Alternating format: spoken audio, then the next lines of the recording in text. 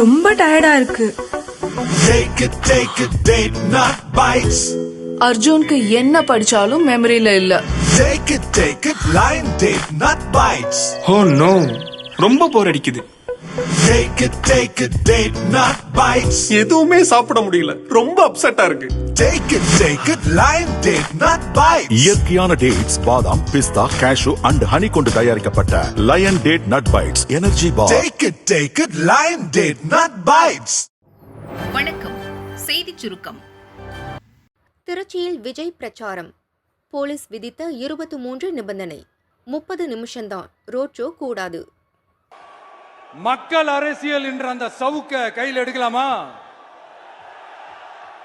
யாருக்கு எதிரான தானே கேட்கிறீங்க? வேற யாரு?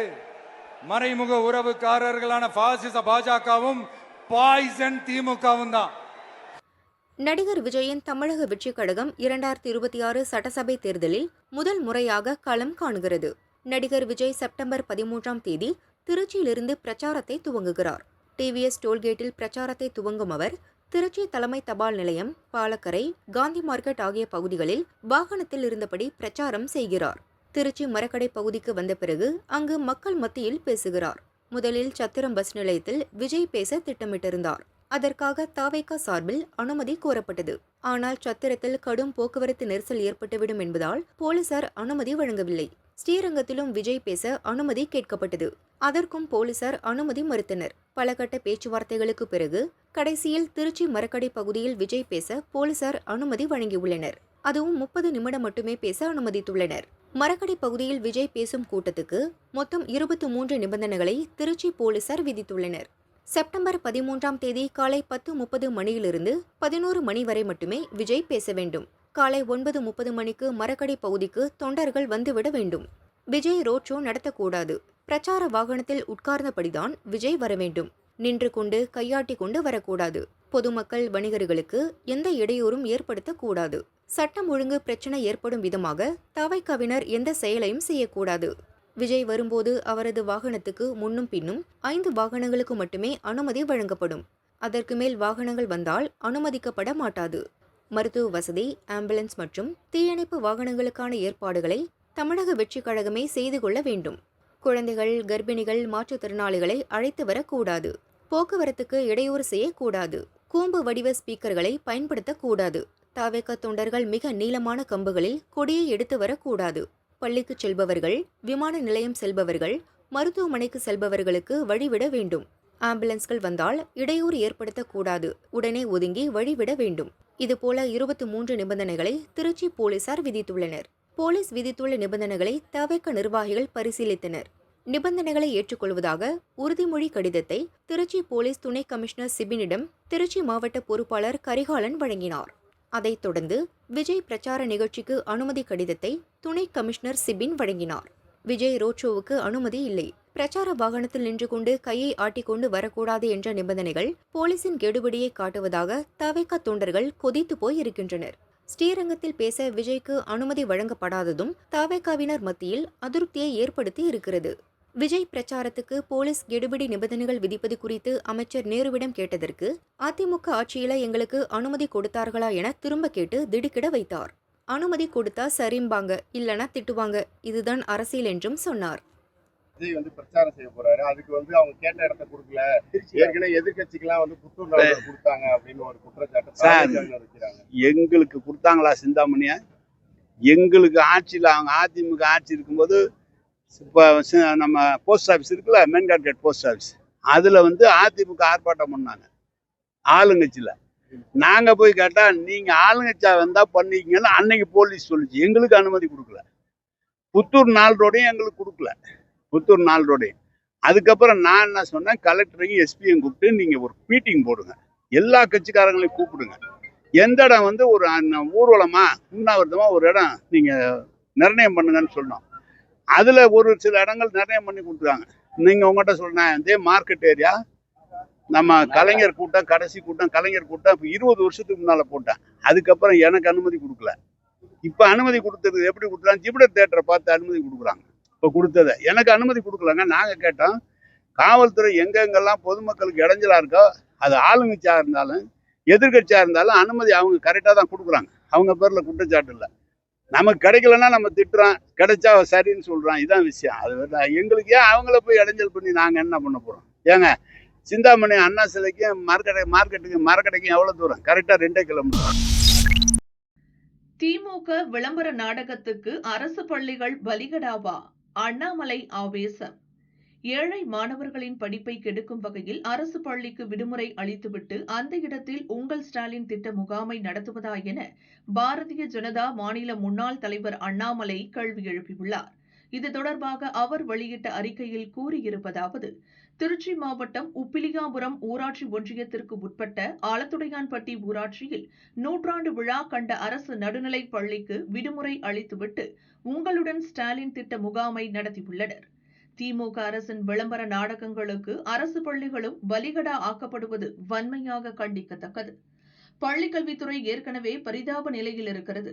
பள்ளிக்கல்வித்துறை அமைச்சரின் சொந்த மாவட்டத்தில் சுமார் 100க்கும் அதிகமான மாணவர்கள் படிக்கும் பள்ளிக்கு விடுமுறை அளித்து திமுகவின் விளம்பர நிகழ்ச்சிகள் நடத்தும் அளவுக்கு அதிகார துஷ்பிரயோகம் நடைபெறுகிறது.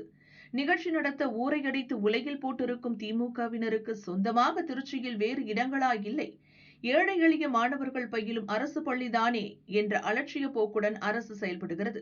திமுகவின் இந்த மக்கள் விரோத போக்குக்கு வரும் 2026 தேர்தலில் தமிழக மக்கள் முடிவு கட்டுவார்கள் என அண்ணாமலை கூறியுள்ளார். பாமக உரிமைக்காக ஹைகோர்ட்டில் மனு. அன்புமணிக்கு அதிர்ச்சி கொடுத்த ராமதாஸ். பாமகவில் நிறுவனர் ராமதாஸ், அவரது மகன் தலைவர் அன்புமணி இடையேயான அதிகார மோதல் உச்சத்தில் உள்ளது. அன்புமணியை தலைவர் பதவியிலிருந்து நீக்கிவிட்டேன், இனி நானே தலைவராகவும் தொடர்வேன் என ராமதாஸ் அறிவித்தார். ஆனால் பொதுக்குழு தேர்வு செய்த நான் தான் தலைவர் என்கிறார் அன்புமணி. கட்சிக்குள் இருவரும் தங்கள் ஆதரவாளர்களுடன் தனித்தனியாக செயல்பட்டு வருவதால் கட்சியில் பிளவு ஏற்பட்டு இருக்கிறது. இருவரும் தனித்தனியாக ஏட்டிக்கு போட்டியாக கட்சி கூட்டங்களையும் நடத்தி வருகின்றனர்.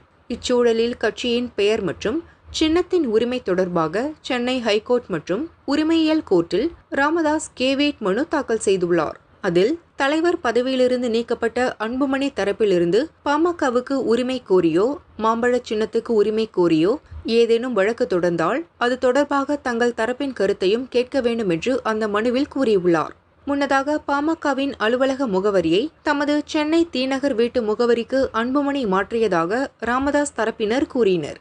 அதன்பின் மாமல்லபுரத்தில் அன்புமணி பொதுக்குழு நடத்துவதற்கு எதிராக ராமதாஸ் தொடர்ந்த வழக்கை ஹைகோர்ட் தள்ளுபடி செய்தது. கூட்டம் நடத்தவும் அனுமதி அளிக்கப்பட்டது. இச்சூழலில்தான் கட்சி மற்றும் சின்னத்தை தக்க வைத்துக் கொள்ளும் முன்னெச்சரிக்கை நடவடிக்கையாக ராமதாஸ் ஹைகோர்ட்டில் கேவியட் மனு தாக்கல் செய்து இருக்கிறார்.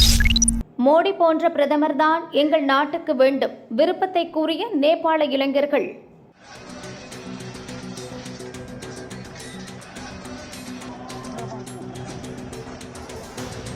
நேபாளத்தில் சமூக வலைதளங்களுக்கு விதிக்கப்பட்ட தடை மற்றும் ஊழலுக்கு எதிராக ஜென்சி எனப்படும் இளைய தலைமுறையினர் தலைநகர் காட்மாண்டு உட்பட நாடு முழுவதும் முக்கிய நகரங்களில் போராட்டம் நடத்தினர்.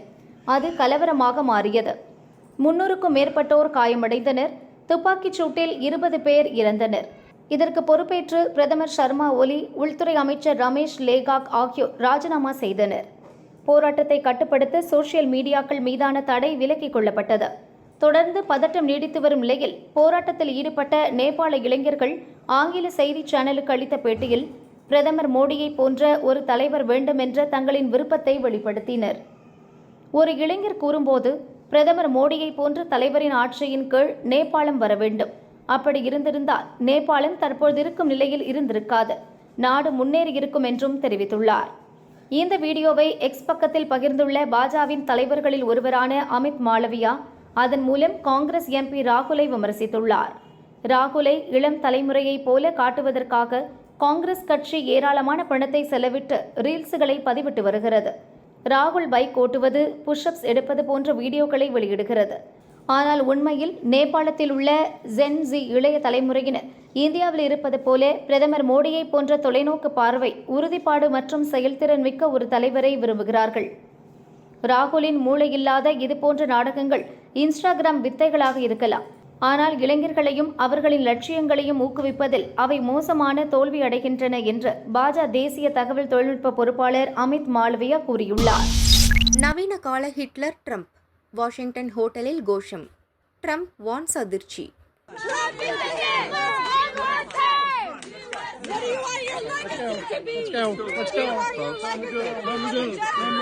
அமெரிக்க அதிபர் டொனால்ட் ட்ரம்ப் அமெரிக்கர்களுக்கு முன்னுரிமை என்ற கோஷத்துடன் பல அதிரடி நடவடிக்கைகளை எடுத்து வருகிறார். அமெரிக்கா அமெரிக்கர்களுக்கு தான் என்பதை முன்னிறுத்தி அவர் செயல்படுவதற்கு அமெரிக்காவிலேயே கடும் எதிர்ப்புகள் கிளம்பியுள்ளன. சட்டவிரோதமாக அமெரிக்காவில் வாழ்பவர்களை வெளியேற்றும் நடவடிக்கைகளை மேற்கொண்டு வரும் அதிபர் ட்ரம்ப் இந்தியா உள்ளிட்ட பல நாடுகளுக்கு அதிக அளவில் வரிகளை விதித்து அதிர்ச்சியை ஏற்படுத்தினார். பாலஸ்தீனத்தின் காசா பகுதியில் இஸ்ரேல் நடத்தும் தாக்குதல்களுக்கு அவர் ஆதரவளித்து வருகிறார். காசா விவகாரத்தில் ட்ரம்பின் நிலைப்பாட்டுக்கு வெளிநாடுகள் மட்டுமின்றி உள்நாட்டிலும் கடும் எதிர்ப்பு கிளம்பியுள்ளது.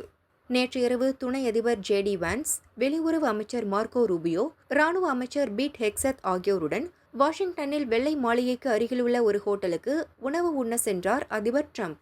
ட்ரம்பை பார்த்ததும் ஹோட்டலில் உணவு அருந்திக் கொண்டிருந்த சிலர் அவருக்கு எதிராக கோஷம் எழுப்பினர்.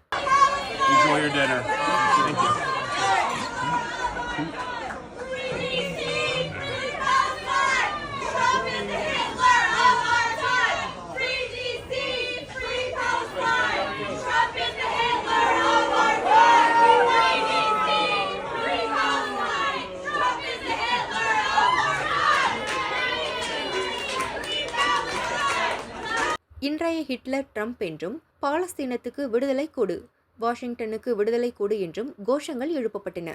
இதை பார்த்து அங்கிருந்த மற்றவர்களும் ட்ரம்புக்கு எதிராக கோஷமிடத் தொடங்கினர். இதை ட்ரம்ப் பெரியதாக எடுத்துக்கொள்ளவில்லை. வாஷிங்டன் நகரம் மிகவும் பாதுகாப்பாக உள்ளது. நீங்கள் வீட்டுக்கு செல்லும்போது பயமின்றி செல்லலாம். மகிழ்ச்சியாக இருங்கள், ஆனால் குறைவாக குடியுங்கள் என கோஷமிட்டவர்களை பார்த்து ட்ரம்ப் கூறினார். இந்த சம்பவத்தை தொடர்ந்து கோஷம் எழுப்பிய நபர்கள் ட்ரம்பின் பாதுகாவலர்களால் ஹோட்டலை விட்டு வெளியேற்றப்பட்டனர். ராகுலே திரும்பி போ, ரேபரேலியில் பாஜக தர்ணா, சொந்த தொகுதியில் காத்திருந்த அதிர்ச்சி.